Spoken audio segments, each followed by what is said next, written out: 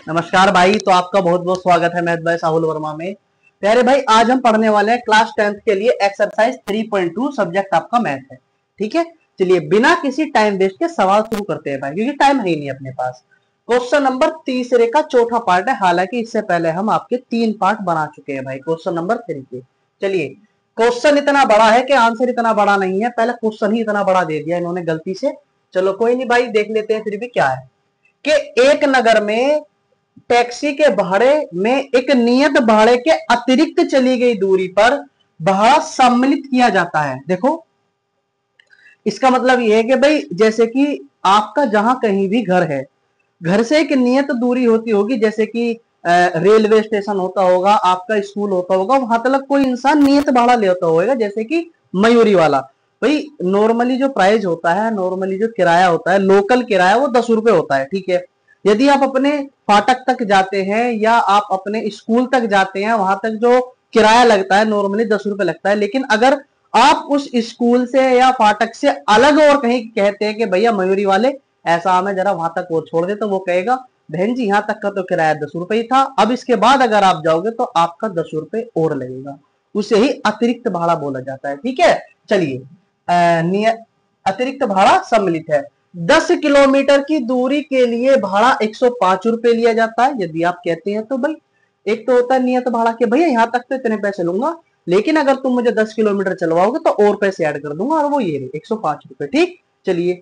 और 15 किलोमीटर के लिए 155 रुपए लिए जाएंगे। ठीक है, नियत भाड़ा तथा प्रति किलोमीटर भाड़ा क्या है? ठीक है, प्रति किलोमीटर भाड़ा क्या है देख लेते हैं। एक व्यक्ति को 25 किलोमीटर यात्रा करने के लिए कितना भाड़ा देना पड़ेगा? ठीक है, मतलब अगर कोई व्यक्ति, भाई इसने 10 किलोमीटर तय करा, 105 रुपए लगे। 15 किलोमीटर तय करा, 155 रुपए लगे। यदि 25 किलोमीटर तय करता है तो कितना भाड़ा लगता है वो हम लोगों को बताना है। चलो, इसी दौरान क्वेश्चन में हम मानेंगे अपनी तरफ से कि माना टैक्सी का जो नियत भाड़ा है वो मैं मान लेता हूं X रुपए। ठीक है, और प्रत्येक अतिरिक्त प्रति किलोमीटर के लिए जो भाड़ा है, मतलब तुम अतिरिक्त भाड़ा जो लोगे उसके लिए मैं मान लेता हूं Y रुपए। ठीक है भाई, ठीक है, यहां तक आपकी बात। तो अब मैं लिखता हूं प्रथम शर्त अनुसार, क्योंकि पहली शर्त है, 2 शर्त है इसमें। प्रथम शर्त अनुसार, चलिए जी। प्रथम शर्त ये कहती है कि 10 किलोमीटर के लिए जो भाड़ा लिया जाता है वो 105 रुपए लिया जाता है। यानी इसका मतलब ये हो जाएगा कि भाई हम जो तुमसे नियत भाड़ा है वो तो हम X रुपये लेंगे। ओके जी, ठीक है, लेकिन अगर हम 10 किलोमीटर फालतू जाते हैं तो उसके लिए आपसे 105 रुपए चार्ज किए जाएंगे टोटल। ठीक है भाई, ये होगी आपकी समीकरण नंबर 1। यहाँ पर आप 1 डाल दीजिए। इसके बाद देखिए दूसरी शर्ता अनुसार आप लिखेंगे यहाँ पे बहुत सुंदर तरीके से कि भाई दूसरी शर्ता अनुसार, दूसरी शर्ता अनुसार उसने कहा कि 15 किलोमीटर के लिए 155 रुपए है। ठीक है भैया, यानी x प्लस 15y बराबर 155 रुपए। वैसे रुपए लिखने की कोई जरूरत नहीं, क्योंकि हम यहाँ पे समीकरण बना रहे हैं। ठीक है, चलिए जी। तो ये होगी समीकरण नंबर 2। क्वेश्चन में ये कहा गया है कि भैया आप इसे प्रतिस्थापन विधि से सरल कीजिए। ठीक है ना, चलिए, यही कहा गया था। वैसे तो मैं एक बार बुक में भी देख लेता हूँ। बिल्कुल, देखो शायद एक बार में वही खुला है भाई, है क्या कह रहा था? हाँ, प्रतिस्थापन विधि से हल कीजिए। चलो बिल्कुल ठीक है। तो अब मैं करता हूं, देखो समीकरण 1 आ गई, 2 आ गई, बिल्कुल ठीक। अब मैं करता हूं समीकरण 1 से, क्योंकि वहां से तीसरी समीकरण मिलेगी मेरे को। तो ये हो जाएगी x प्लस 10y बराबर 105। यानी इसका मतलब ये हो जाएगा, x में जहां है वही रहने दूंगा 105। ये 10y जब बराबर में जाएगा तो ये माइनस का 10y हो जाएगा प्यारे भाई, और ये हो जाएगी समीकरण नंबर 3। आपका यहां से x का मान आ गया। चलो अब करते हैं आगे सवाल। आगे सवाल ये करेंगे हम कि समीकरण 3 से x का मान, समीकरण कभी भी एक में नहीं रखना है, क्योंकि एक तो हमने उठाई थी, तीसरी आ गई है, दूसरी का अभी तक यूज नहीं हुआ है, तो दूसरी में रखेंगे। ठीक है, 2 में रखने पर। ठीक है भाई, चलिए 2 क्या थी मैं लिख लेता हूं एक बार। x प्लस 15y बराबर 155।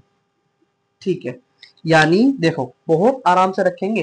जो x का मान है वो पुट कीजिए, वो क्या है 105 माइनस 10y। देखो 105 माइनस 10y और ये प्लस 15y बराबर 155। बिल्कुल ठीक है भाई। इसके बाद भाई 105, देखो ये वैसे मैं ऐसे कर देता हूं तो अच्छा लगेगा थोड़ा सा। क्या 15 में से 10 गए, 5y बचे कोरे कोरे, और इसके बाद 105 बराबर में ले जाइए तो ये हो जाएगा 105 माइनस सॉरी 155 माइनस, जब प्लस का चीज बराबर में जाती है तो माइनस की हो जाती है, यानी 5y बराबर कितने रुपए बचेंगे मेरे हिसाब से 5050, यानी y बराबर 50/5, 5×50 और y का मान आता है 10।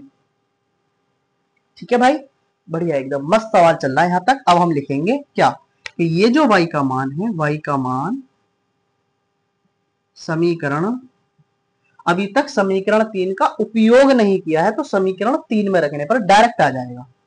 समीकरण 3 में रखने पर तो ये हो जाएगा x बराबर 105 माइनस 10y, यानी x बराबर 105 माइनस 10 गुना y की वैल्यू 10 है। ठीक है, चलिए ये हो जाएगा 105 माइनस 10 अर्थात 5।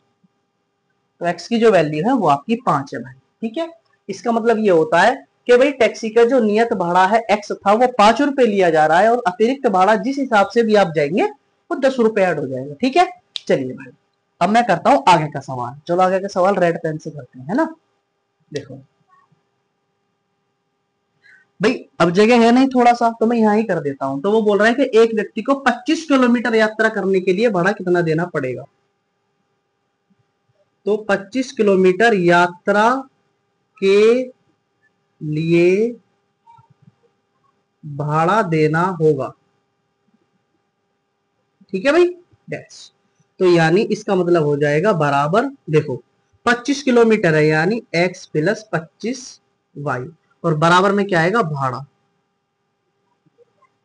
ठीक है भाई, चलो करते हैं भाई आराम से सवाल।